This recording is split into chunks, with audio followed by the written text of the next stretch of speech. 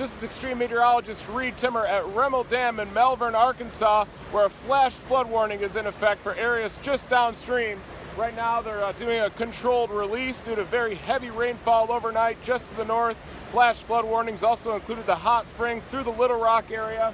Several inches of rain have fallen over the last few days, with another several inches of rainfall on the way, with a flash flood watch in effect for this area through the end of Saturday.